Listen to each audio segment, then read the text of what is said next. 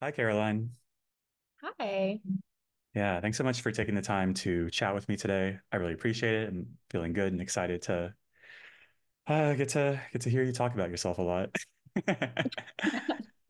Yeah, thank you for the invite. Excited to get to chat. hmm I'd love for you to repeat the question you just asked that I thought would be good to answer just publicly here. Yeah, I just asked if there was any kind of context, priors, or direction that you wanted to steer this conversation before we got started, or if we just wanted to let it unfold.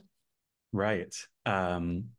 Mostly let it unfold, and I think a kind of North Star or directive that helps inform sort of the purpose of the conversation is I want to understand your perspectives and experiences that inform what it means for you to be a woman, like what womanhood means to you.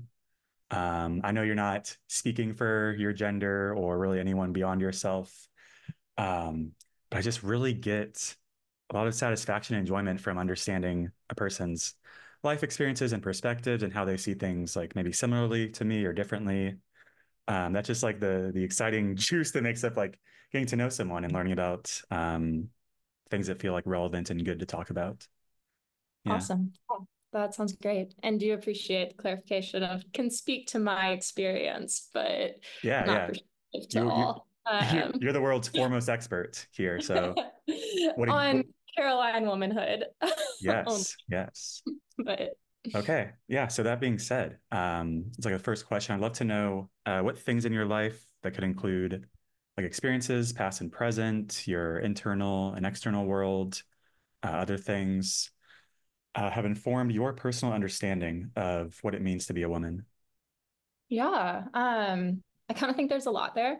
I come from a girls' family, is what I would call it. So that kind of like started pretty formative and young in two ways of like, I would say like my maternal line is very strong. I'm like really thankful to have my great grandmother and my grandmother and my mom all alive. And then on top of that, have three sisters with my brother caboosing the end as the youngest and only boy.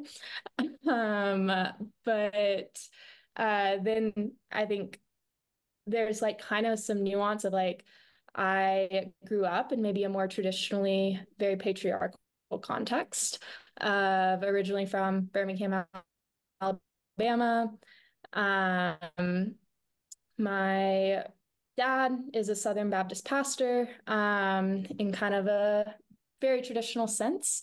And so kind of had maybe this like juxtaposition of formative values being surrounded by a lot of women who I like really loved and respected, but also kind of navigating a culture that maybe positioned women in more of a supportive role holistically, and kind of like teasing that out and how it resonated with like my own personality and priorities, which I think the personality has always been a little bit more, maybe even like not traditionally feminine, at least not in a like Southern Belle context of like being pretty outspoken and like pretty self-assured, self-confident, interested in like truth seeking, not really afraid to stand up for my opinions. But then my priorities being really more about around kind of like caring for the people I love well. And that kind of having this maybe like people pleasing arm that isn't always the most functional, and kind of like navigating my own construction between the two. And then I would say, like, beyond that, I mean, I was in a 400 woman sorority in college, so lots of girls' time there.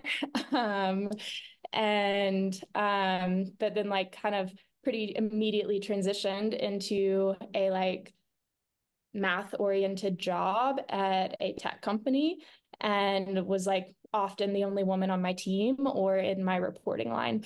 And so kind of like some of these like pretty stark shifts in what does it mean to kind of show up as a woman in different environmental contexts, across them. So I would say like kind of from a high level, like a lot of that has been maybe integrating internally what it means to be a woman, and then also integrating like what does it mean in these different contexts, and like noticing some subtle shifts across them. But yeah, something I'm still processing, I would say too.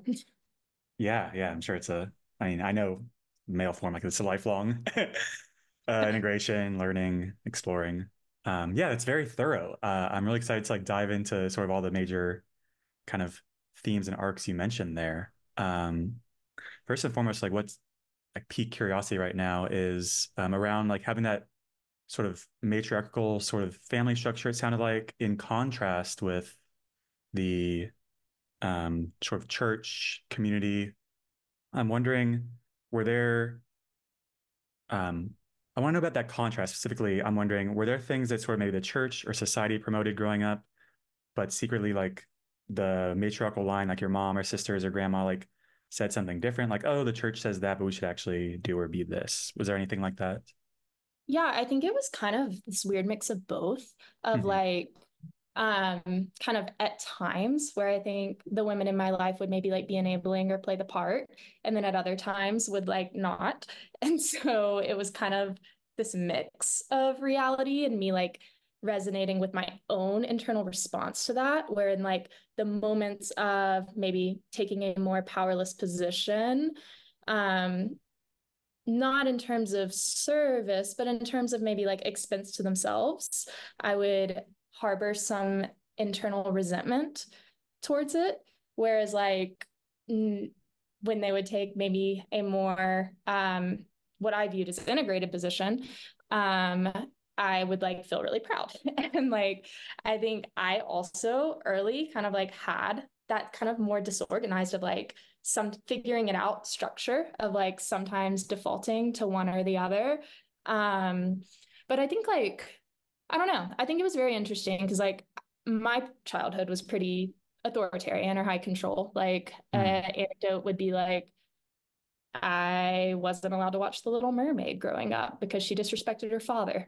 Like it was Wow. like very intense, and a lot of the values I was conditioned with were this duality of like women exist to kind of serve men, but then also really high performance expectations of like school was pushed, education was pushed. Like I always had this like kind of streak of autonomy in terms of like how I was developing that set me up to have kind of an avenue into what does it look like for Caroline to like individuate, right? Mhm. Outside of this or outside of like what it means to support men.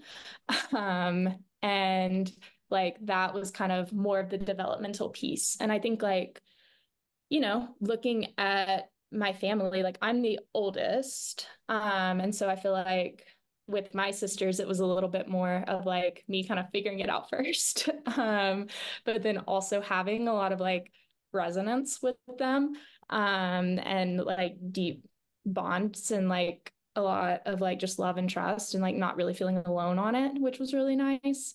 Um, and then I think like with my grandmother, my great grandmother, and my mom, like they just like took kind of very different approaches of like my mom is probably the most like I don't know. She's just such a people person that like she wants to bring everyone in and like plays kind of the stereotypical like pastor's wife role and like maybe a very like authentic to her way. And then my like grandmother is a wild card.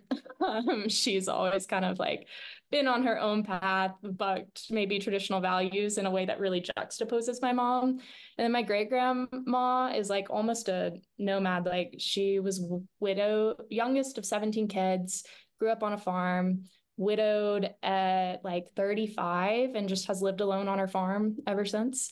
And kind of just like has a lot of like I don't know, like that's her life, that's what she likes. And so I kind of saw these different like maybe young models of like uh what womanhood means in different contexts, and then like took some time to kind of apply it to like my developmental context and then my adult context and how that like can look different. Yeah. Wow. It sounds like you got a pretty diverse array of exposure to different flavors and ways of behaving or existing as a woman between um, like seeing just all the different like matriarchal line there, a lot of different Yeah. examples to pick or like just understand and see what resonates with you. Yeah. How is it as the oldest of three sisters Mhm. to I'm just wondering about the relationship there. Like, did they look to you as an example of how to be a woman? What was the effect of like you being the oldest on sort of your development together as sisters growing up? A lot of fighting over clothes.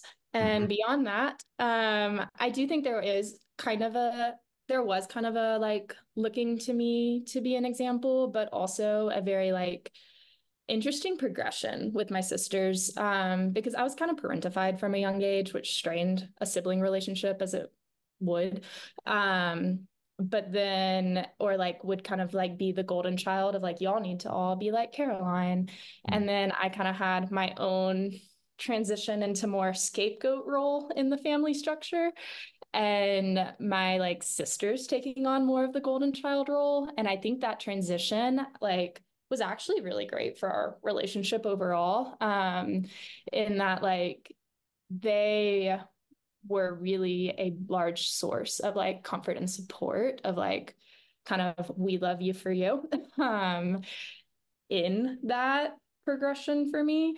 But then also like they kind of got to step out of like the like Caroline shadow a little bit of like be recognized for who they are and all the wonderful things they bring to the table, like kind of uniquely too. So I don't know. It's kind of like interesting. I mean, I love my sisters. We're like so tight. But there's definitely been like dynamics that have shifted over the course of our relationship. Hmm. Hmm. Yeah, thanks for sharing. I'm also wondering about times you mentioned where growing up you'd see an older woman behaving or posturing in ways that you disagreed with. Um, did you just sit with internal resentment about that? Did you ever question, like vocally, what was going on there? I'm wondering how you sort of interacted with those situations where you saw, I would say all yeah, of it. Like, I think it was yeah, kind of a like truth seeking exercise yeah. of like, if it felt unsafe, then I would sit with it and interject it as resentment. If it felt at least safe enough to like speak up, I would. I I have kind of endured my fair share of maybe like wounds at the hands of men. And so I think like safety is actually a big part of that dynamic, especially when I go back into my childhood environments, as just kind of, my form of boundaries there. But I think my personality is more oriented towards being outspoken, but everyone has their pain tolerance and thresholds. So kind of depended on my judgment call of the circumstances. Hmm. Yeah. Hmm. I'm wondering if anything from like, it sounds like you went to church regularly growing up. Is that right? Oh yeah, like three Oh, times a three times a week. yeah. Okay. Hmm. And just like pastor's kid, there's a lot of like it's never off. It's a job in and of Yeah. itself. I remember your mom mentioned like being, or you mentioned your mom being the pastor's wife. Did you ever feel like you had to perform as like pastor's daughter? Yeah, for sure. Like I feel Yeah. like it was integrated with my mom. Like she chose the life.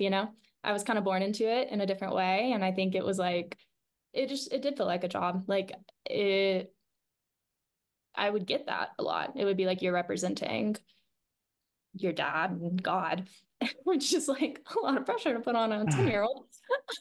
um, Mhm. and so it was just kind of a like when I did something wrong, which in that context, there's a lot of wrong ways for women to be, it got conflated with a sense of shame that like took a lot of inner work for me to kind of untangle and like not identify or let motivate me. Hmm. Do you have any examples of those wrong things that would cause? conflict or punishment? I think sometimes like just normal things like, I mean, dancing with boys at school dances. Um, like, um, I think like my sexuality was not something that was safe to talk about at home. Like I do identify as like bisexual, but like that was very off the table. Um, I think there's just like even like tone perception, like there was so much about like I learned a skill that like has become useful as I've like not learned to like identify with it as directly is like I was taught very early on to be perceptive because like so much about like church context is like you are kind of managing someone else's experience in a way that's like not always healthy. And I think as I kind of like detached from that quite a bit, it became more of like learning to perceive like what people are feeling and feel it with them and like let them go on their own journey. But I think like from a younger age, it was more of like, if I'm not making the other person feel the way they're supposed to feel right now, then I'm doing something wrong. And like that could be as simple as like tone of voice in church, talking too loud, or like, having the wrong political opinion or having a crush on the wrong person. Mm. So it just kind of had a wide range of like a highly controlled environment oriented towards a very specific outcome. Ooh. Yeah, that sounds like a version of people pleasing where you have to make sure you're behaving in ways that make the other person okay. Yeah, I think that was Yeah. like very, like a lot of my personal work has been kind of like undoing those tendencies, like not taking responsibility for other people's emotions, but still like empathizing with them. Hmm. Um, and I think that that comes from like maybe some internal orientation. I don't know, but like I can definitely point to environmental memory, like memories of my developmental context that like I was maybe reprimanded for like not doing correctly. Hmm. How has your relationship with the church shifted, if it has, since your time growing up? Yeah, that's also kind of a big question. I would say it's so nuanced. So forgive me if I ramble here, but I think, you know, it's kind of tough. Like, there's so much about the beliefs I was raised in that I would like no longer affirm. And yet there's still so much beauty in a lot of like what I kind of think maybe like a more mystical version of Christianity is getting at, or even just like other religions, like paths to co-regulating with the divine. Like there's like so much beauty and value I get out of that still. Hmm. And so I think it's like this like kind of weird mix of like a lot of grief work that I had to do around my relationship to the church, how that impacts my role in my family. I mentioned kind of like a scapegoat arc, but like I was married for 6 years and in an 11-year relationship with like my dad's protege, basically. And like I chose to leave that marriage, and that kind of had its own unraveling, and just a lot of grief work associated with it. Um, and it was like a very high pressured marriage for my family. And like as we grew in different ways, it just kind of became some unworkable dynamics. But I think that like there, and by unworkable, I mean more of a will to work on them than a like is the thing workable. But I think that like with all of that, there's just like so much kind of like personal pain wadded up in my relationship to the church that can still be kind of triggering for me at times. But then on the flip side, like I do think like I have not found a more resonant path to integration for me of like what that looks like than like kind of like my relationship to God or existence. Like I think there's just like so much like presence and peace that I found in, I've like in the prayer journals I've kept since I was a kid and like still keep.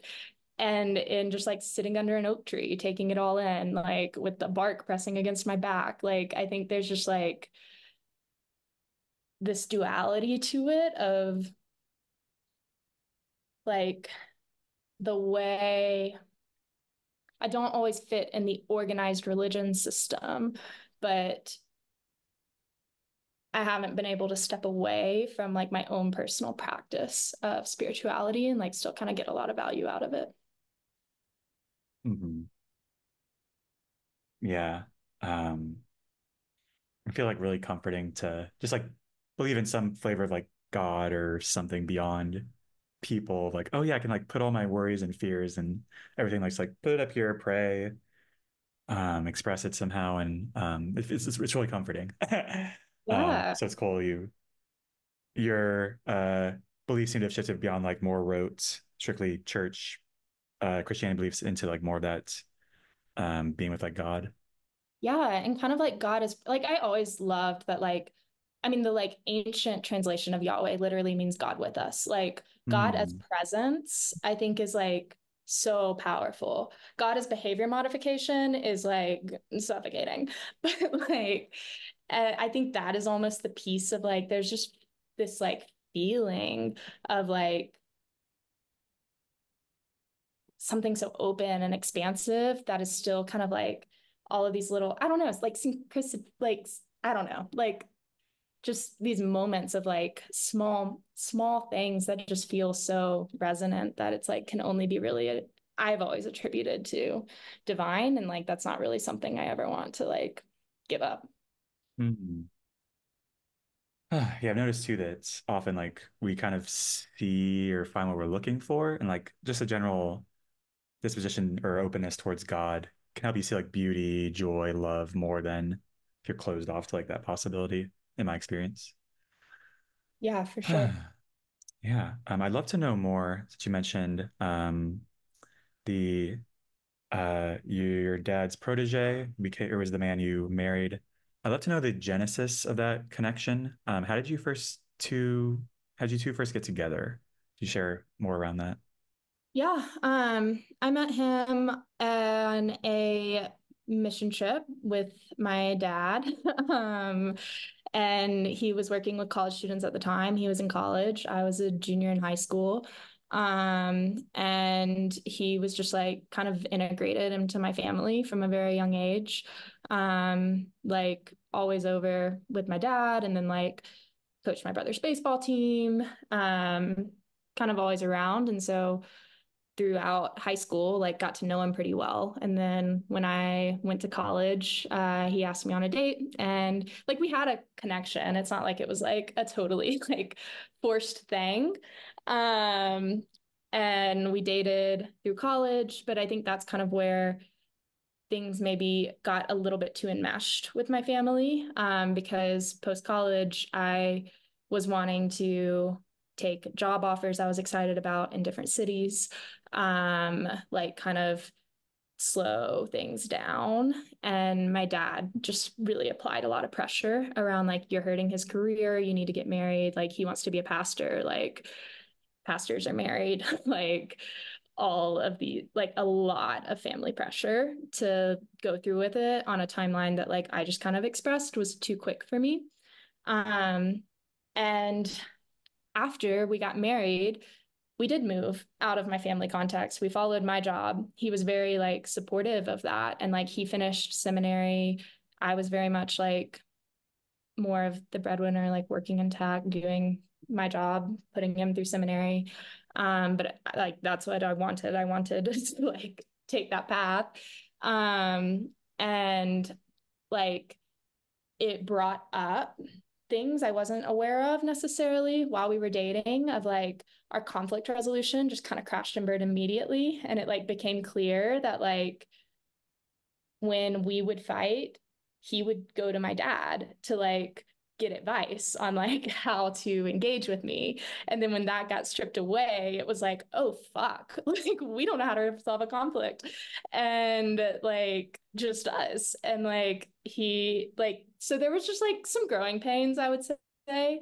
But like over the course of like the 5 years we lived in a across the country, I would say we like kind of figured it out. Like I was feeling like things were like kind of moving in a better direction overall of like it was definitely a like two people who aren't the most compatible situation, but also kind of a lot of deep care there and like a lot of context and history. And I think that like as a 22 to 27-year-old, that felt like a good reason to stay married. And I think that like with all of that, it just felt like it was moving. We were growing together, I would say. Even if it was kind of on different vectors or at different rates, we figured out how to like support each other in it and like grow together. And then he had a job offer back in my hometown in Birmingham at the church I grew up at. And he was really excited about it. And I had been working remote since COVID. And so I had kind of been like, okay, you know what? Like Birmingham hasn't historically been my favorite, but like I think I can do this and we can move back. And so we did, and it just kind of like became this recursive thing I wasn't expecting of a lot of those kind of older patterns and enmeshment with my family picked back up. And we were not on the same page about if that was a problem or not, or why I would be uncomfortable with that. And we spent about a year in marriage counseling, working through a lot of that.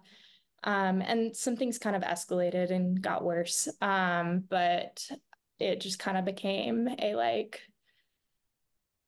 I think that I don't think our dynamic is conducive to like us growing together because we actually just want different things and we have different ideas about what a healthy marriage growing together looks like.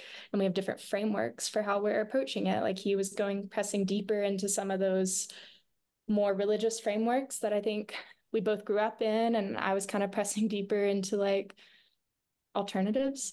Um, and it just kind of broke the relationship. Like I felt like kind of the more boundaries I drew, the more it broke our dynamics. And so I ended up leaving. Um, and due to some of the like things that happened emotionally and physically, had a pretty bad case of PTSD that I ended up going to inpatient for 6 weeks to get the level of care I needed. And in that was just in navigating the divorce, did not have the support of my family and like was my siblings, yes. My parents, it was like harder. And they were kind of siding with him and like, plans were being made to like steal my dog and like things that were just hard to navigate. And yeah. And so I think it was just kind of me having to like really take responsibility for myself and like embrace a lot of like it was like a part of me knew if I pulled this move, I would get abandoned. But then it was like different to actually live it and like have it materialize. Because it's like that perceived fear of abandonment versus like, and now it's happening, which like feels different. So yeah, it was a really painful process and like a lot of grief. But I think there's also in recently, um, been a mix of redemptive attributes and recursive attributes, but I would say what's like changed is kind of like my confidence and ability to navigate them. And like my confidence and ability to like know where I need boundaries and where I need distance versus like where I can engage and like kind of pick things back up with my family. Not so much with my ex-husband, but more with my family. But he's like still integrated. Like he and my dad lead a Bible study together every night, every Monday. And like I'm still a sermon illustration and not always in a good way. Like there's just a lot of dynamics there, I would say. Oh. Yeah. Thank you for sharing all that. And I'm sorry to hear about the intense nature regarding like the separation and your family or your parents rather taking his side. Pastors have wives, they don't have ex-wives, sounds like. Exactly. Yeah, it was a um, kind of a like, you're breaking his life. Like, you're not just breaking your wow. marriage, you're breaking his life. Oh. Like, which is hard. And like, I felt really guilty about, like, it's hard because I cared about him and I didn't want to break his life, but it's also like, I don't think that's true. Like, give it some time, you'll be fine. Like, like, um, but yeah, that like preyed on a lot of those tendencies of like manage someone else's experience, um, especially when you're hearing it directly in a moment where you're asking for support. Yeah, and the you mentioned like expressing boundaries as like another thing that would kind of accelerate at the end of the marriage there. That's just really sad because like that's boundaries are so important and your expression of like the distance or place where you can still connect. And for that to be a further source of disconnection is it's yeah. Yeah. Oh, okay. So I'm really grateful that you felt comfortable sharing all that. So thank you. Um, yeah, I'd love to, I guess, yeah, shift to your college experiences. You mentioned the 400 women sorority. Yeah. Um, yeah, overall, is there any like broad anything around like lessons, experiences, how being with so many women in such that different context from church growing up Oh my God. informed Yeah. your understanding of womanhood or how related to all of that? Yeah. So I went to the University of Alabama. Greek life there is notoriously a lot. Um, and I was very sheltered. So walking into the sorority fraternity context was kind of a shock in a lot of ways. Like, it was not something that like the women in my family had ever done, more from a financial position. Like not something we could afford growing up. Um, and then the only reason I could afford it was like I had like extra scholarship money. And I was like, well, I guess I'll be in a sorority. And so I think it was just like, sure, this seems like a fun thing to do. I'm pretty social. I want to meet people. And out the gate, I would say the like party culture shocked me, especially for how sheltered my upbringing was, and was a little bit of an adjustment. But then more than that, my like roommate, freshman year, was the first Black woman to ever join a sorority at the University of Alabama. Mind you, this is in 2013, so very recent. And her experience was intense and like more hers to share than mine. But like in being her roommate, and can kind of talk about mine in that of like um just this like weird mix of like this is a sorority where we're all supposed to have each other's back, we're like, do all these fun things together. And like I do have some of my deepest friendships that have come out of it, but in the same context, like Haley and I are laying in bed and can like hear people talking through the walls of like what, like, making a lot of commentary or like how this isn't good for the house or like I don't know. It was a thing that like the stories got there was a lot of resistance to like her being pledged by alumni and by like secret societies on campus and by people who are just invested in a more traditional and like racist um organization of Alabama college life. And so the like stories got like picked up by CNN and it was kind of a little bit of a spectacle. And like there were some that were like casting her and her friends in like favorable lights, some that weren't. And like just navigating that when you're like 19 was like a lot. And this like weird dichotomy of kind of like my sorority being a source of like really rich, deep female friendship, and then also a source of like a lot of just like political navigation and like weird contexts and like um hate, honestly.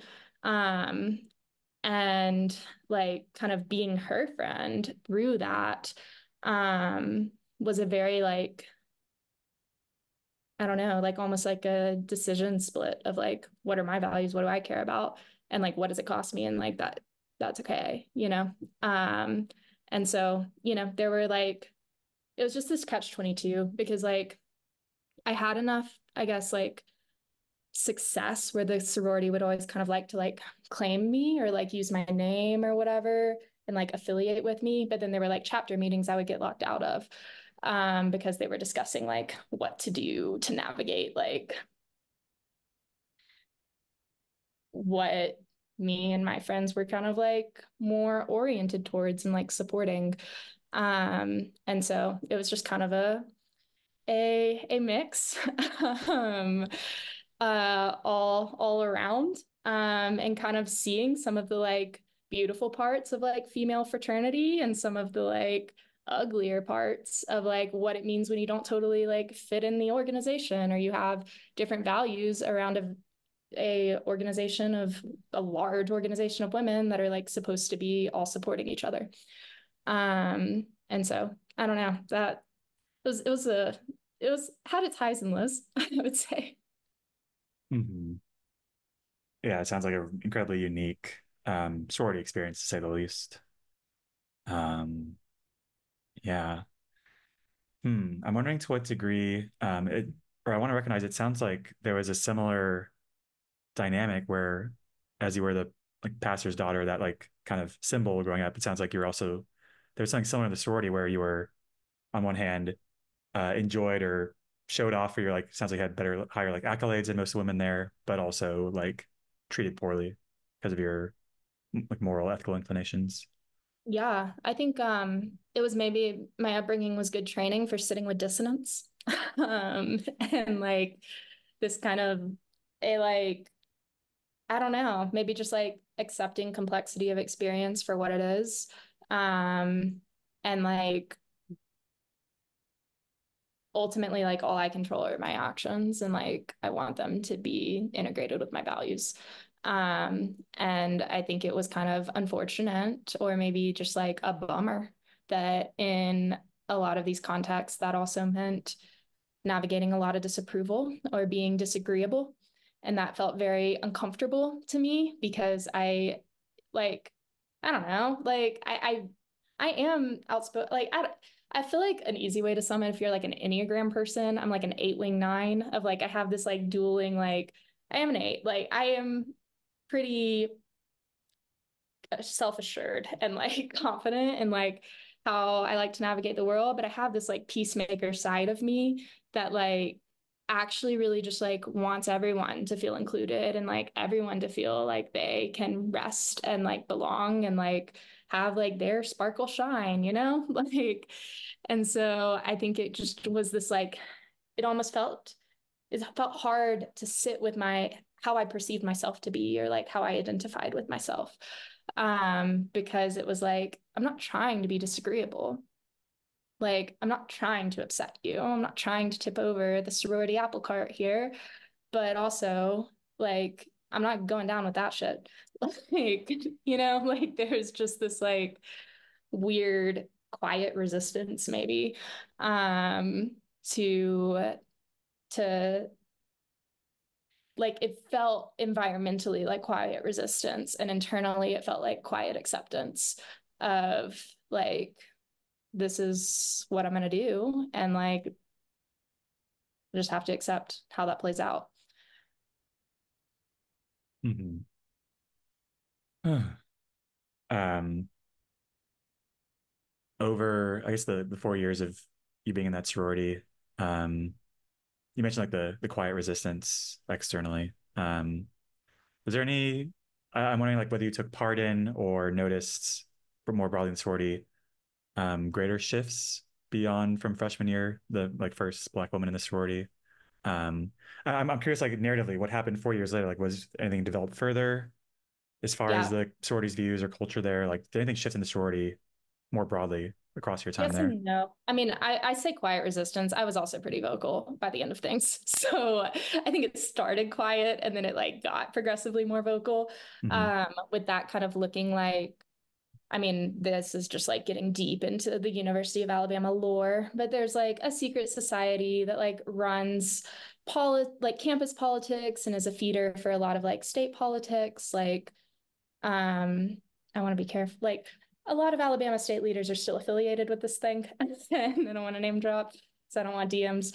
But I think there's like a thing about it. And my roommate's boyfriend was the second Black person ever to challenge the secret society and win in like a campus presidential campaign for like SGA president. And like I was very vocally involved in that. And then through that, like kind of had his endorsement to do my own campaign the next year. And so I kind of became this like target of the secret society, with a ton of just like slanderous articles written. Like I was getting job offers revoked, I was getting death threats. Like there was just a lot going on. And like that was very much, what he experienced when he did it. My roommate had her own version of it for joining the sorority. Like I do think I ended up, for my own experience, just like being a lot more vocal, and like seeing the arc change of like people who felt that way feeling comfortable being more vocal, and also seeing like it become normalized to like have like the it was so radical for Haley to join our sorority freshman year. And then like it became normative. Every sorority was like integrated by junior year, you know? And that doesn't mean that the like dynamics were solved for or integrated. That has been a much slower journey that I think has only really started to like materialize now. But like the representation was there, the voice was there, the like opportunity for change was there. And even like the secret society adapted of like the year after I ran, they nominated a like the first Black guy to join a fraternity as like the SGA president, like rep. Like they were kind of the like, which there's just like so much very niche context there that's probably not worth getting into, but it was kind of like you start to see the system adapt, sometimes in appropriating ways, sometimes in integrative ways. But it did feel like the change was moving in a less resistant to change direction, which I think is like probably good overall. Mhm. Hmm. Yeah. How is it for you to, I guess, be the recipient of all that? Sounds like a lot of hate and vitriol, the job replications and um, death threats, and being the target of a secret society sounds really intense. It's just like so dumb in hindsight. Like, Okay. or like that. I don't mean to be belittling, but like, yeah, it felt so awful at the time. And then now I'm kind of like, okay.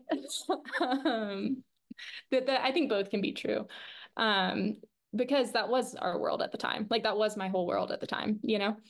Um, anyways, I interrupted your question. What were you going to ask? Oh, just wondering, like, I mean, right now in hindsight we can laugh at it, but how was it at the time to experience all that, uh, intense, like, and harsh attention?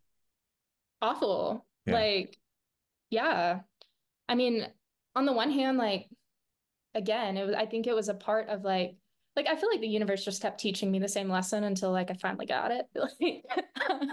Like it was a like more of a movement towards like self integration and self unraveling, like that kind of like, okay, I am just going to be chronically misunderstood, or my motivations cast in as negative of a light as possible, or be slandered, or just like wrong things said that can be disproven. Like, like I had a lawsuit out to like get articles deleted because they were slanderous. Like, and so I think that like all of that being said, um, it was kind of like it felt really awful. I had moments of hopelessness plus impulsivity, which is a dangerous combination. Um, but also had a lot of moments of like, okay, like this is still workable. Like my life is not totally over. like I can kind of like moments of hope, you know? Um, and I think like there's something that happens in your capacity to like move through pain and grief and misunderstanding and even like contempt um that like also expands your capacity for joy and love and connection and like peace and harmony. And I think I like felt both of like my capacity for all of those things had to stretch because I was getting more than I could handle. But in that, there was also a capacity for like paying attention to things that like I wasn't paying attention to before and like finding a lot more just like joy in that and thankfulness in that and even this is where it gets like really kind of weird but like even changing my relationship to like grief pain contempt like all of these like negative emotions or like uncomfortable things I was experiencing start to change of it like being a more neutral relationship or even a like hey I'm even thankful for this because of like what it does or like what it brings to the table and like not having a like avoidant attitude around it. Hmm. Yeah, it sounds really mature and like was very um like you clearly have a lot of like gratitude for it now. It's very like healthy attitude to have around that. It's probably you said reminded me of one of my favorite quotes of all time. I feel like it's gonna be like immortalized at some point, like one of those famous quotes. Like this guy Joe Hudson is a emotions coach podcast type person, and he says, "Joy is the matriarch of emotions. She won't be feel welcome in a house where her children aren't allowed to be." I butchered that quote, but like just basically like if you can't feel the lows, then Yeah, how are you ever gonna be able to appreciate and enjoy the highs? Yeah. yeah, for sure. Ah, yeah. You mentioned at one point launching or doing some sort of campaign yourself one year. Could you share more about what happened there and your experience of it and the outcomes? Yeah. So it was on the heels of like Elliot's campaign, which he like won and like was like that was like huge for like a black man to get elected SGA president in 2014 at the University of Alabama. And he had kind of like I worked on his team and like in his on his administration and he had kind of like groomed me to like be the challenger of the machine the next year and so I did that but it was a very different like beast because he was not Greek he was independent whereas like I was actively in a sorority and so I just got a lot of firsthand contempt from my sorority sisters for like basically being like, what the fuck are you doing? This is not what we stand for. And we're going to kick you out. And they didn't kick me out. They did remove me from leadership.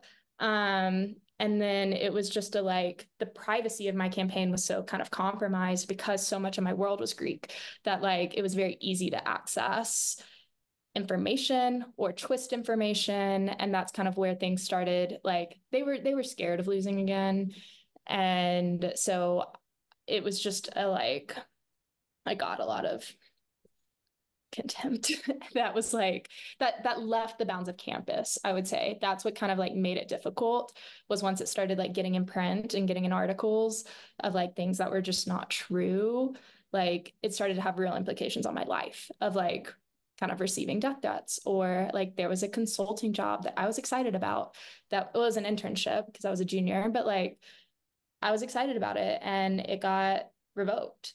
Um, and there was just kind of a lot like, I don't know, like, I mean, police got involved. It was recommended that I explore leaving the country for the summer, like for safety. Like there was like, and I ended up like finding an internship in Thailand and like doing that, and it all like played out. But like, it was just scary and like kind of a lot to navigate of like not really knowing like how serious this stuff is, you know? Like, should I be scared or is this like, are you just trying to silence me? How far are you willing to go? To silence me. Like those were all kind of like unknown questions. But then at the same time, like the people who were my friends in that are like ride or dies. Like I had like really good community, and like the women in my sorority who did stand by me are like, like awesome women and like so strong in their own right. And when I talk about my sisters and I being close, like they were in college with me, like they dealt with all of this firsthand and like had a lot of like contempt flow their way just from being associated with me. Like there's just was kind of a lot that went down, and then like ultimately lost the campaign. So it all kind of felt for naught for a minute. And like I think it was just kind of like I, like I'm more grief work, honestly. I'm like, at what point do I stop grief work? But Ah. I think it was kind of just, like navigating all of that at 21 was a lot. Um, and accidentally becoming a little bit more of a political figure than I meant to. And like also realizing how much it stuck. Like part of why I was like, oh, I don't know if I want to move back to Birmingham when my ex-husband got the job was just like, I still have that reputation there. Like there was a level of like, I'm going to go back and people know who I am and they have opinions about me. And I can be polarizing in this context because on the one hand, I'm like the darling pastor's kid and pastor's wife who like and like Caroline who's like bubbly and friendly and like everyone likes or whatever. And then not everyone, but like, in the terms of relating, like there was a level of like things dissonance of like attributes people appreciated that I brought to the table and then all of this other context that I brought to the table that didn't fit. Um and so I think it was just kind of a lot to like jump back into. Um and like still is kind of a dynamic I navigate back home where it's either like people there's like solidarity or there's skepticism and navigating that having that be a layer of dynamics that you're navigating when you're trying to relate to someone. It kind of feels like the past just like never quite goes away. And like the ability to just be grounded in the present moment, like just has this like edge of history to it. Okay. Thank you for sharing all that. Hmm. You have such like a rich and complex life, or like so like up to this point that we talked about. It's like really I want to like admire your like strength and resilience through all of this that you've shared so far. Yeah, Yeah. I really appreciate that. Yeah. Um timeline wise, were you with your was it boyfriend at the time through college? Is that correct? Yeah. So we were long distance to a degree. We were like an Oh. hour apart. We went to different colleges. So he was like a little further removed from everything I was going through. Hmm. Um, but yeah, we dated through it. Yeah. Yeah. Was there any notable like shift or evolution in your relationship through those collegiate years for the two of you? Um, I mean, yeah, I, got a little depressy when I felt that maybe, my health and safety were at risk. And yeah, his response was very much like, you need to snap out of it. And then so we broke up for a few months because I was just like, I can't. Um, like I would like to, but like I don't know how to do that. Um, and then that's kind of where my dad got more involved on the like conflict resolution piece and like how to get us back together. So I think, maybe some of the early signs were there too in that time. Just because like, I mean, when we moved back, it just got way more recursive than I think I expected. Of like, I knew I was coming back into this context where I was a polarizing figure. I knew I was going to be at my home church, who there's a lot of people I love. Like, I mean, so many people who like taught me Bible study growing up, and like, I love them. And also, like, my religious beliefs have changed since I grew up here, and like kind of knowing I was going to have to navigate that of like what does it mean to be authentic without having to like without needing to disrupt. Does that make sense? Like it was kind of like I don't need to disrupt what you believe. Like but I also don't want to lie to you about what I think if you're curious, you know? And so it was this like weird thing where you're like put in this position of authority of like, I'm like teaching or whatever and like going off script a little. And like navigating that in the context of all of these relationships of people who've been pouring into me since I was like born. Um, and also like don't really love what I've done with it. And so I think like, you know, some of that was a piece. And then it's just like I had like four girls who are like some of my best friends from college who all lived in Birmingham. And I was like, we're going to like, I'm gonna be fine. Like I have people I can be authentic around. It's gonna be okay. Well, sorry, I did leave this out. Like in in high school, like my high school friends was like when I moved back in the context of moving back, that friend group was just kind of disrupted because my like high school best friend's dad the year before had been convicted for like child porn, and he had like distributed like filmed a lot of us growing up at his house. Like I didn't know about this. I found out when like the FBI showed up at my door and was like, can you identify yourself in this video? But like in like his showers or in the pool house, like there when we were kids, he would just like have these hidden cameras and like take footage of us and then like distribute it online. And like the year before, there was like a whole trial that we all had to testify in. The family was still very much in the denial phase of like, thought all of this was fabricated or made up. And it just really made like that friend group stressed or tensed. And as everyone was kind of working through that on their own. Um, and like he got sentenced to life. So like, you know, my high school best friend is like dealing with the loss of her father in a way. Um, and so like we're all dealing with like violation wounds. And so I was just kind of like, there's a lot of ghosts here. Like that when I'm going to like run into people, it's gonna be just bring up a lot. But I was like, I have this like group of girls that like I know are my girls and like we're gonna be great.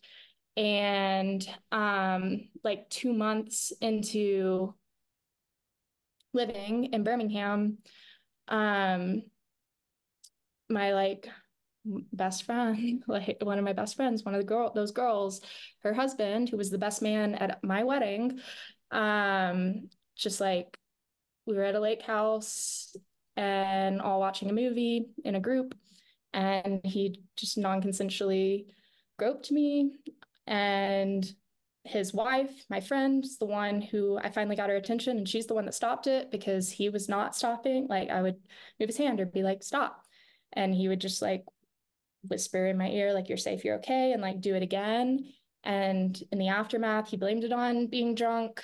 We weren't really drinking, so I don't know. That never really fully resonated, or I never understood that. But that just kind of like interjected chaos and pain into that source of solidity for me, like in Birmingham. And then like on top of that, like not having freedom to like process it in the place where I'm spending so much of my time, which is church, because there's not safety in that context to process it.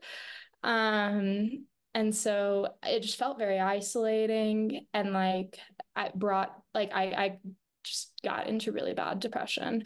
And that is kind of where it became a like me not being able to perform in the ways that I had always performed in my marriage, specifically in my role as a like pastor's wife. And then as I drew boundaries around that of like, I just can't do this right now. Um, like I need help in these other ways. Like I'm fading. Like this is just too hard. This is too much for me. I'm like actually not here anymore. Like um that again, just kind of being met with a little bit of a snap out of it attitude, or like problematizing me for like not being strong enough. Um, and then that just led to like a lot of spells of dissociation. And when I was dissociated, my like physical boundaries in my marriage not being respected. And then that just really led to a lot of just bad spirals, which is how I ended up in treatment for 6 weeks. Um, but treatment was very healing and helpful, and just kind of a lot of tools to like navigate that much complex trauma. Um, or just like trauma being defined as really just like things I couldn't process, of life kind of just like coming at me a little too hard and a little too fast. And like, yeah. And so I forget what your original question was. I kind of just spiraled into a lot of stuff. Mm. But I think Mm. like all of that being said, I think it was around like my relationship with my ex of like it just kind of the same problems kind of rearing its head in like bigger ways. And them ultimately not being a way that we could figure out how to relate to each other to navigate them together. Um, and one of us being perceived as it like kind of being like, I felt like it was an expense to myself. Um, or when I did offer ways to relate that weren't at expense to myself, they weren't enough. Um, and I think he felt like he couldn't get what he wanted. Um, I don't want to speak for him. That's probably not fair. But um, I perceive that's how I felt often. Mm.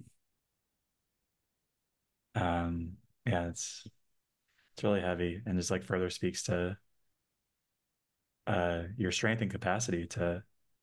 I mean, it sounds like you were being offered the same lesson like repeatedly and in like stronger and heavier context, but Yeah, until you finally get it. yeah, like, yeah. I'm like, this bitch Mm. is stubborn. Yeah. Hopefully it sounds like the worst is over. We can't know the future even tomorrow, but Yeah, and I think that's kind of where I have actually found some like weird peace is like also recognizing what I tolerated, and like kind of, I mean, we all play a role in the positions we put ourselves in. right. Um, and so I think there was a like eventually me being like, I can't keep putting myself in this position and also finding peace of like that's also going to stop things. Like I don't have to expect this like problem to keep being so recursive because I've changed how not only I relate to it internally but also how I show up to deal with it. And so I do think there is like some hope in that, like it's not just like, oh, you've been through a lot so like now things will get better. It's like, oh, you've been through a lot and now you know how to make things better. Mm-hmm. Yeah, you have your own strongest ally now. It's Caroline. Yeah, and I Take think like yeah. And I think it was kind of a like, in a weird way, kind of like integrating with my more masculine traits that like where mm, maybe I was more dissociated from or told not to relate to in such a patriarchal context of like in kind of claiming more traditional how you stand up for yourself, power, like how you like some of those things and like feeling like it's not out of control, like feeling that like power under control of like, I'm not being too much. Like, I am just maintaining, I'm telling you how you can relate to me. And on top of that, like, I'm not imposing on you. Like, it's like, also just to like I can respect how you want to relate and like I think that there's just like a level of like that like I had to in order to heal from some of the wounds from men like it was also a like integration path with like more traditionally masculine traits that were like kind of mm, I was made to feel ashamed of from a younger age and like learning that like no this isn't wrong, this isn't bad, this is just part of being human and like I can associate with these traits too and like that's part of being a woman. mm-hmm. Yeah.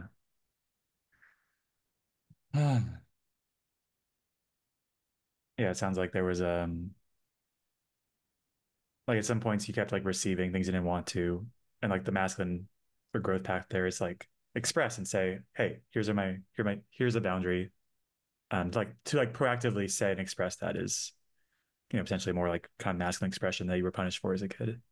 Yeah, I would say so. Of like that's what I felt like boys had more permission to do than I did. And then Yeah. it was like, hey, I don't need permission. And then once I stopped asking for permission, it was a journey of, and I don't need forgiveness. Like I didn't do anything wrong. Mhm. Like, you know, and that's not to say, I mean, I've done plenty of things wrong in my life, but that is not one of them. Yeah. Yeah. Like you can also express, just like the guys, what you want and what you need. Yeah, exactly. Yeah. Okay. Let's move to you being a woman in tech. Yeah. I'd love to know like the circumstances around your first job you had there. It sounds like you were um, pretty qualified, like in demand as far as work. So let me know, or yeah, how'd you decide where to work at first, and how was the environment there working there? Yeah. So my first job out of school was at Capital One, came on as an analyst. I have like a math background, like math major and econ finance, so felt like a natural fit. Um, and then I like through that got more exposure to like product and like loved, like kind of fell in love with that. And so transitioned into like being a product manager within a year, and has been pursuing that as my career path since. And at Capital One, it was much more male dominant on the whole, which had its pros and cons, um, as any environment does. But I think there was just kind of a lot, like I never really felt like my gender handicapped me, I would say, in my career. Like I felt like my ideas were respected. In a career context, I've always been outspoken and able to bring things to the table because there wasn't like a social stigma or a cost attached to it.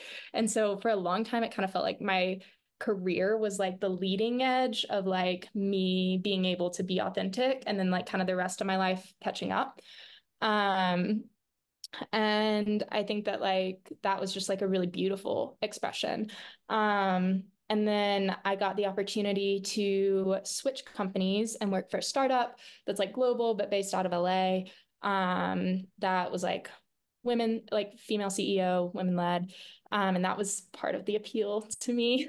And then also just like some of the stuff we were doing in data science like was way more compelling than like what I was working on at Capital One. And so I like really wanted to like kind of make the jump into some of the like more AI driven underwriting, and like how different signals can be used in underwriting and how that can expand who you can lend to and kind of like fund the global underfunded, but majority was more of what this company was focused on, which felt a little bit more ethically aligned to me, especially kind of growing up pretty poor. I had like a little bit of a resonance with like, hey, this is an alternative to a lot of predatory options, and also a like capacity and willingness to repay accurate assessment of a customer based off of their digital footprint as like alternative risk variables that like actually enables us to like lend to customers at competitive rates that are wealth accruing. Like most debt is like not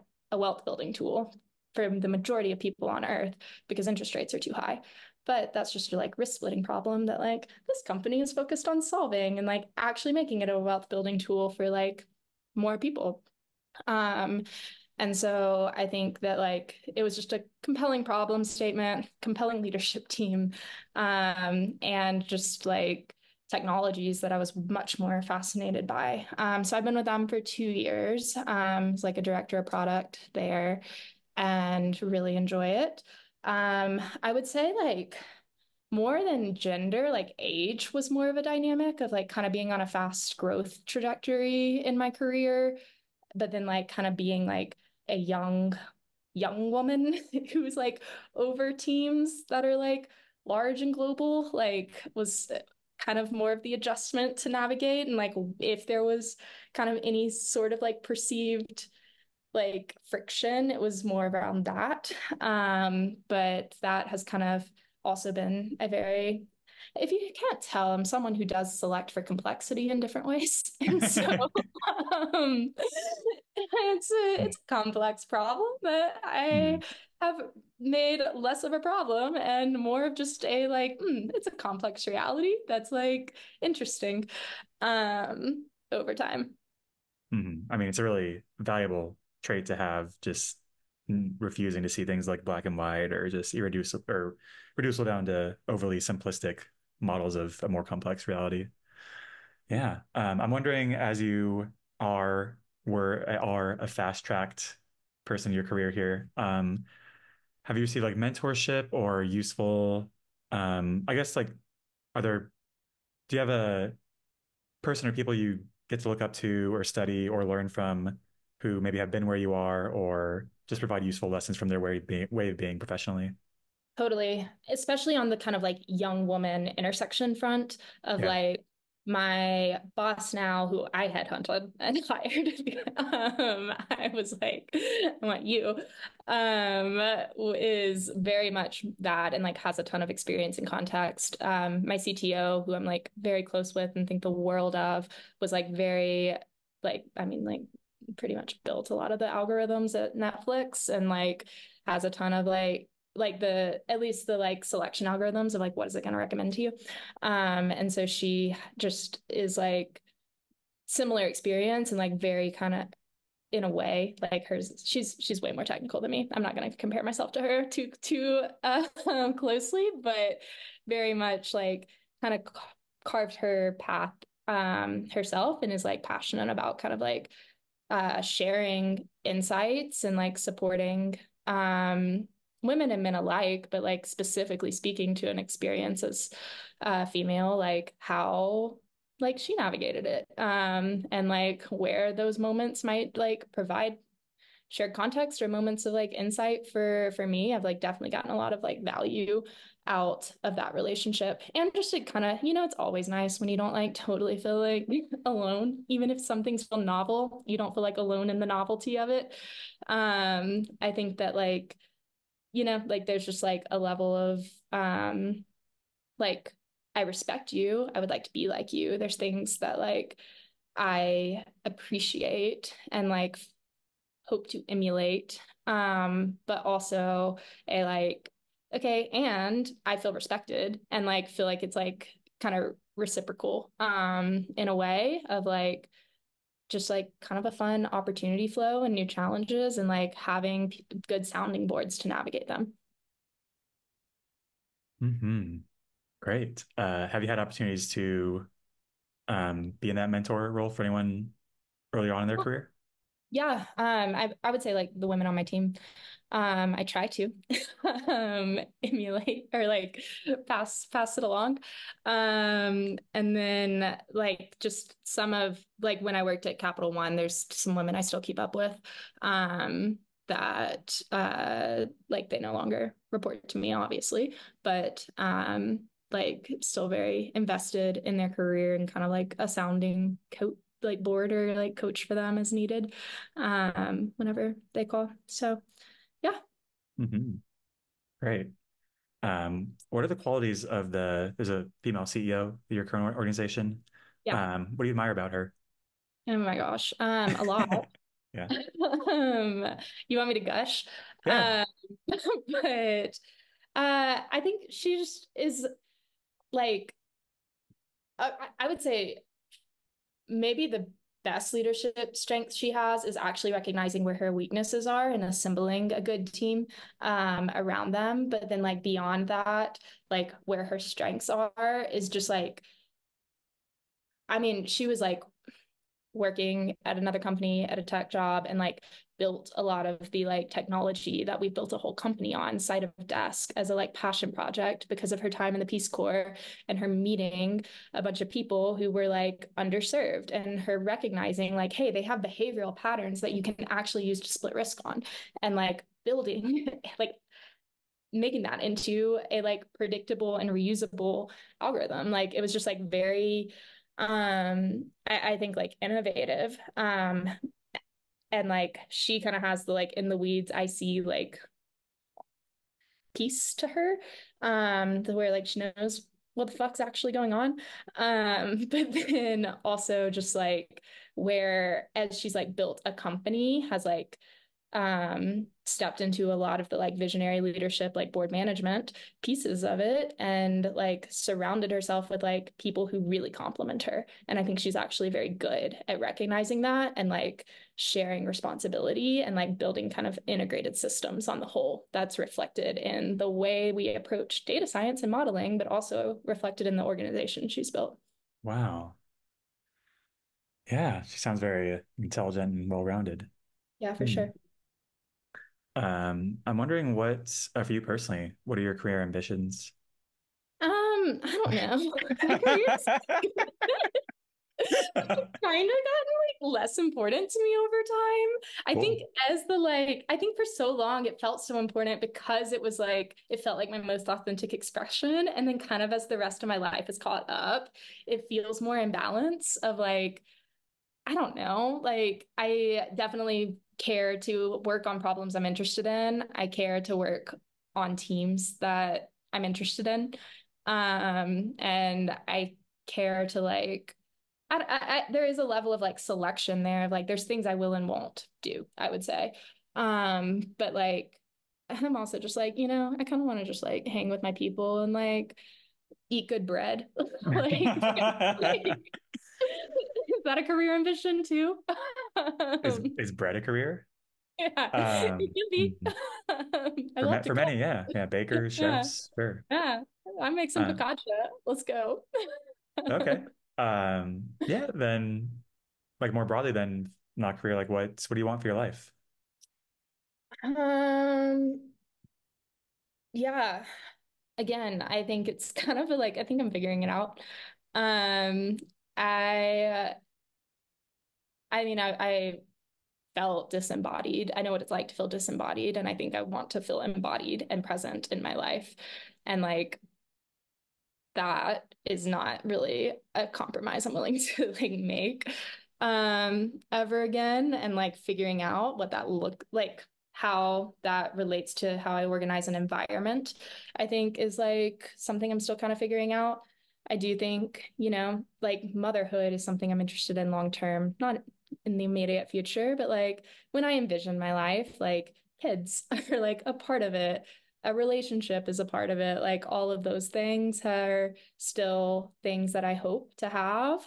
But I also think, they're not things that I'm like have to have. Like it's kind of a like I hope to have them as long as it makes sense and like is like natural for where I am.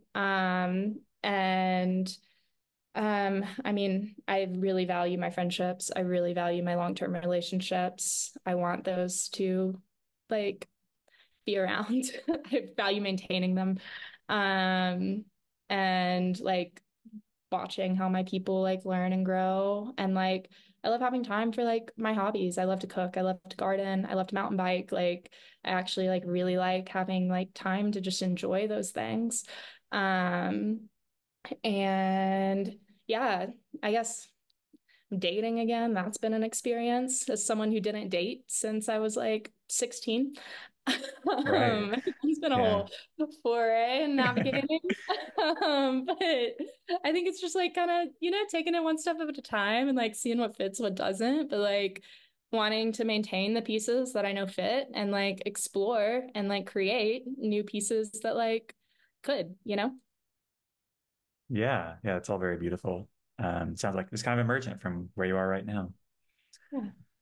Yeah. I'm wondering if you have any just uh energetically, I don't know if anyone in these circumstances will ever hear this, but if there's a woman who right now is feels like constrained in like a church role or stuck in an abusive marriage, do you have any like words you want to offer her?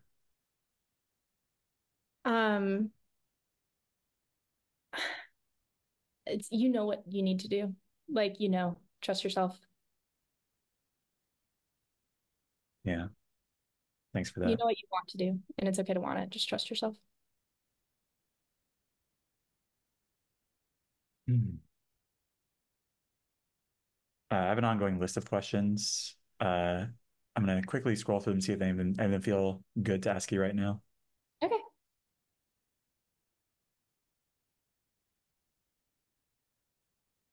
Yeah. What are your favorite things about being a woman? A lot. It's fun. Um, yeah, I think I don't know. Like I think that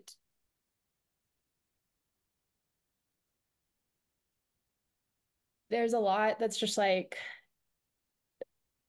I mean I think to like I'm struck this you've stumped me and that doesn't normally happen. And I'm just like, there's like so much I like actually really like about this, and I'm having a hard time articulating it because like I just think it's like special, like to get to operate from a specific identity that I like that is a gift in and of itself. And it's not like holistic. Like I think there's always a like level of untangling your identity that's also useful. But like I think that like when I identify as a woman, it's like identify with like the masculine traits I mentioned, but also like a very nurturing side of myself and like a very like I don't know, sparkly like side. Like it's kind of like, Mm, like to me, it's kind of like effervescent in a way of like, there's a lot of just like energy that feels very feminine to me that is like fun to bring to an environment.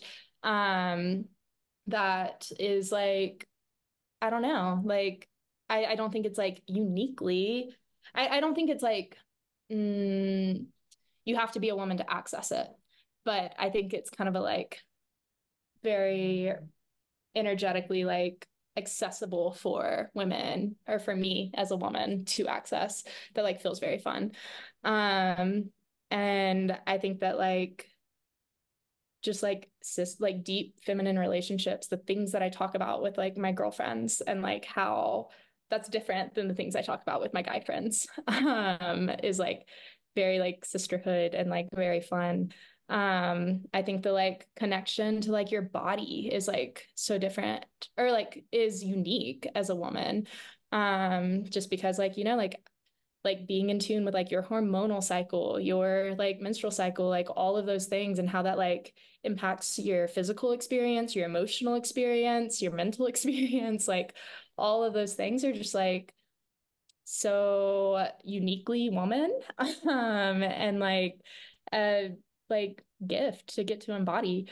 Um and like I said, I hope to like experience motherhood one day, like some of those things that like are just like a like feminine arc that I am like thankful to like get to actually like hope to experience. And so I think it's just like, I don't know, like I think it's fun, you know? It's for the girls. yeah, yeah. And from the outside, it's all really enjoyable to be in the presence of and learn about and everything. Okay.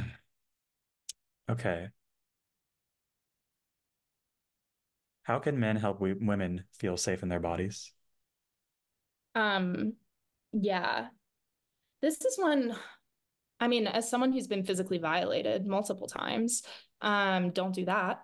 Um, and I think also there's like a sensitivity to that. Like, I think I can get even a little, sometimes what is meant to be flattering can accidentally be triggering of like just like comments around my appearance or it tends to be very forefront for me, like, of just like it's I get a lot of male attention. And I think that like sometimes that can feel a little overwhelming to navigate. And I think that, there's a version of it that's like, I know your intent is to be flattering. And also like there's a version of it that is flattering. Like who doesn't like attention? But I think there's also, and that's like kind of on me to set boundaries and like give someone the opportunity to like respect them. But I think there's maybe just like a perceived sensitivity of like, I don't know, what was I say? I was talking to my best friend and I was like, Mal, I like keep selecting for gay men.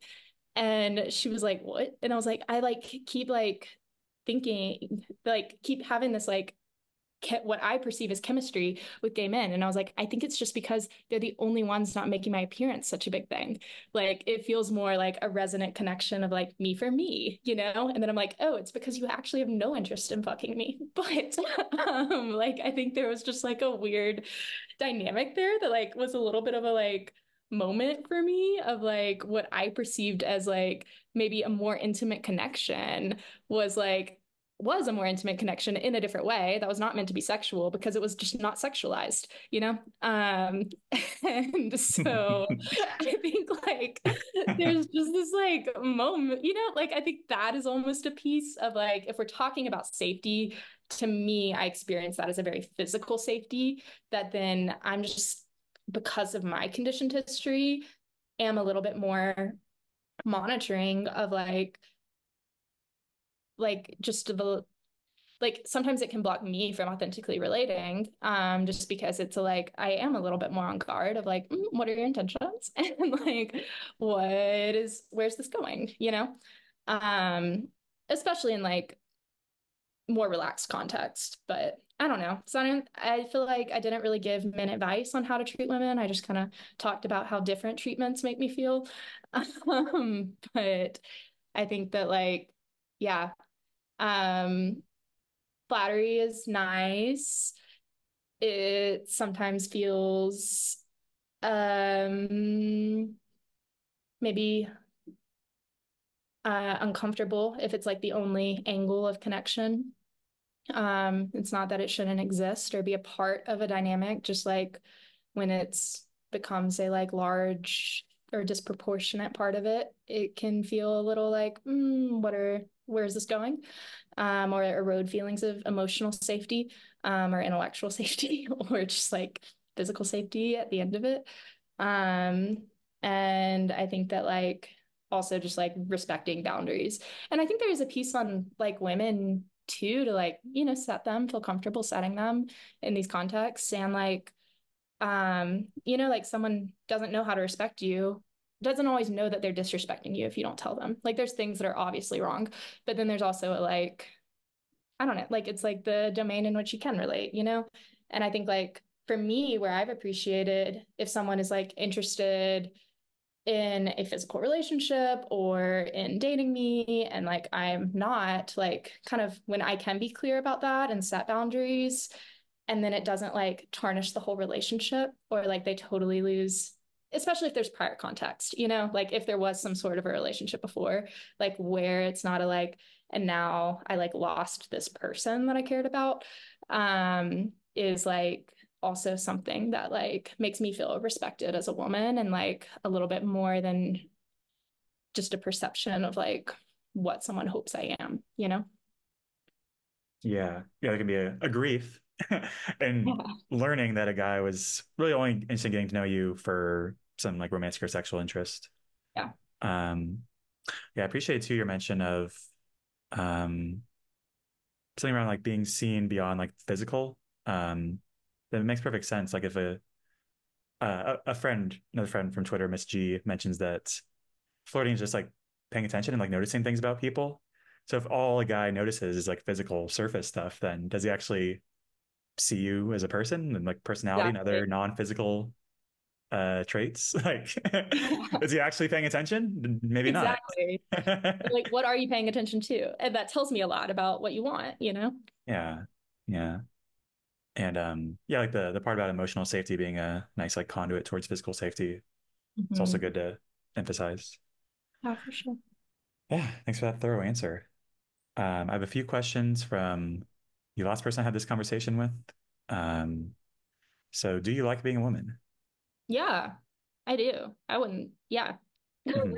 Um, that is something that I really like about my identity. Sometimes I get frustrated with how it intersects with in my environment or other areas of my identity, but I really like the like my like woman gendered version of like my identity. Mhm. And she asks, what does being a woman mean to you? Mhm.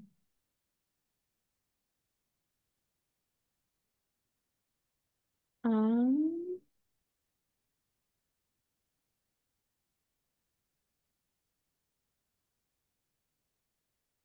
I mean, like my first inclination was like almost to be like just being human. Like it's kind of the like this is my expression of that, you know? But I think like yeah, I think like it's a it's a like specific like identity. It's a specific way to operate in the world. Um that I think like everyone has access to, but I think it's kind of a like I like when I feel embodied as a woman, it feels very like I don't know, like almost like it feels like my like most sacred places, you know? Like the places like I kind of only go alone and like are kind of just for me. And like that feels like just really special. And like um I don't know, like I have just like there's a few places that are like mine that like only I go to and it just feels like okay, this is like my embodied experience and like being a woman is like a huge part like is that it's not just it's both a part of it and it is it, you know, like any area of my identity and it's like just a fun expression of like okay, this is like how I get to express my energy and like my creativity and my personality like and like connect. Hmm. Lovely. Thank you. Conversely, what's a question you'd love to hear other women answer? um okay, I would kind of like for women to talk about like resentment sometimes like towards women. That is something that like I think I had to maybe work through and I didn't have many resources around it of like you know like for times in my life where I have been abused, like women were present in it and like played an enabling role. And I think that like there was a level of like seeing them take a powerless position made me resent them. Myself taking a powerless position made me like interject that resentment on myself. And like, I don't really think that like people talk about like, I would love to hear more people talk about that, like, that part of womanhood of like where we fail each other and like how we actually kind of like deal with that and like where we fail ourselves and how we deal with that. I think would be very powerful and helpful. Oh, yeah. So like it's one thing for a man to disrespect or violate a woman, but for other women to like not stand up or support her in those moments. Yeah. Yeah. I'm curious, is there anything you want to elaborate on or share about your experience with that personally? I mean, I think in a lot of the scenarios we've talked about, like, Yeah. you know, like women were kind of there. I mean, like my mom was around and my dad used to hit me. Like my like I don't know, like I told people about some of the stuff going on in my marriage and like I like the whole thing, like and all of none of my instances of assault were like totally private. Like I think that like there was just a level of like um feeling safety eroded from multiple angles and it not just being a gendered, like it's not just like I'm been violated by men. It's like I've been violated by men and women and it's changing my relationship to both. Um in different ways, but like still. Um and so I think there's like and like even like in my sorority, you know, like being actively like judged or like excluded. I think that there's like plenty of I don't know, like trauma or violence or things that were hard that have like also like kind of been like a part of my life through relating to women. And I think that like it feels like a different level of personal sometimes because it's like, you should know, like, come on, like, you know, or like, I thought we had like, it just feels, it's easier to identify with. And so it's also easier to like identify with the negative. And like for me, it was easier to like interject it on myself. And like had to kind of like work through that quite a bit. Um, in order to like, I mean, forgive, maintain relationship and like in healthier ways and like to like not let it change how I relate to women on the whole, you know? Um, and like have it be a functional part of how I relate to women. Mhm. Hmm.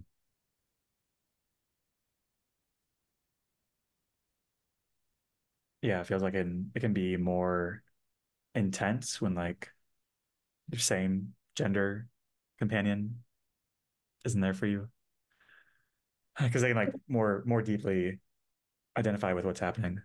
Yeah, I would just love for people to talk about it because I feel it more intensely, but I'm like, Yeah. do other people? You Okay. know, Yeah. like Cool. it's like, is this me or like, how do people feel when this happens? What do you Yeah. do? Like, how do you Hmm. process it? How do you like stay embodied? Like, what are your strategies?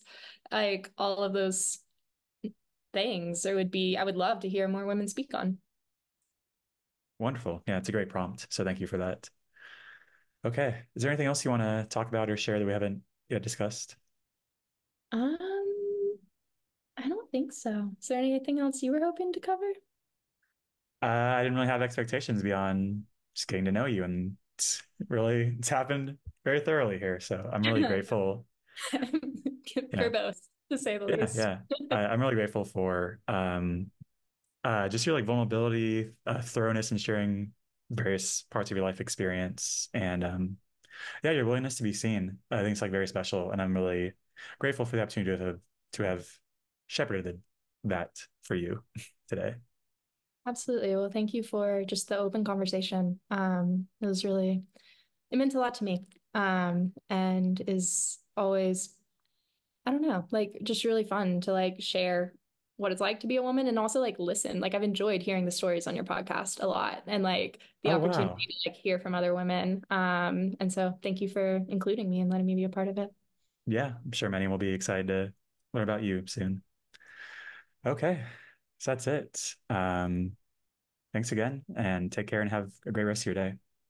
Thank you. You too. All right, bye.